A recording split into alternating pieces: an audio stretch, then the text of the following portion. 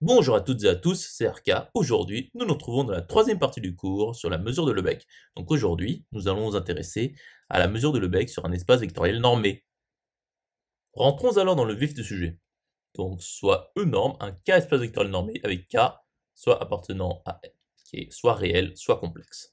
Donc soit FG appartenant à l'ensemble des applications de E croix R plus dans R plus croix l'ensemble des applications de R plus dans R plus, donc F est une application de E croix R plus chez les positifs, et G de R plus dans R plus, tel que pour tout x de E et pour tout xi epsilon i pour i appartenant à grand I appartenant à E croix R plus puissance grand I inclus dans N et la boule de centre x et de rayon epsilon est incluse dans la réunion pour i appartenant à grand I des boules de centre x et de rayon epsilon i implique que f de x epsilon est inférieur ou égal à la somme pour i appartenant à grand I des f de xi epsilon i, et f de x0 est égal à 0, et pour tout xy appartenant à E2 et pour tout epsilon strictement positif, f de x epsilon est égal à g de epsilon f de 0e1, et pour tout z de E, limite lorsque R tend vers 0 plus de f de zr est égal à 0. Définissons alors la mesure de Lebesgue donc extérieure sur un espace vectoriel normé.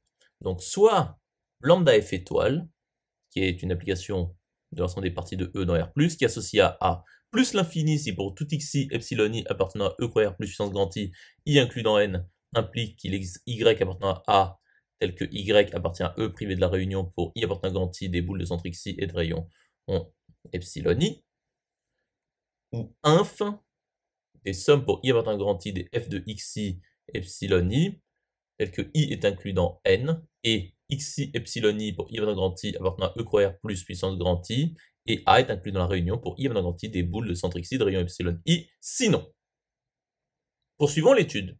Donc nous disons que lambda f étoile est la mesure de Lebesgue sur E norme selon f. Donc démontrons que g de 1 est égal à 1 ou f de 0,1 est égal à 0. Donc nous savons que pour tout xy appartenant à E2 et pour tout epsilon strictement positif, f de x epsilon est égal à g de epsilon f de 0,1. En prenant x égale 0 et epsilon égale 1, nous obtenons f de 0,1 est égal à g de 1 f de 0,1.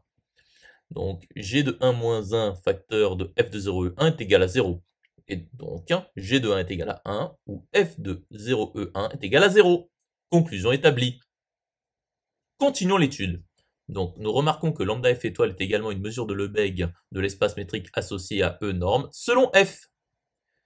J'espère que cette vidéo vous aura plu et vous sera utile.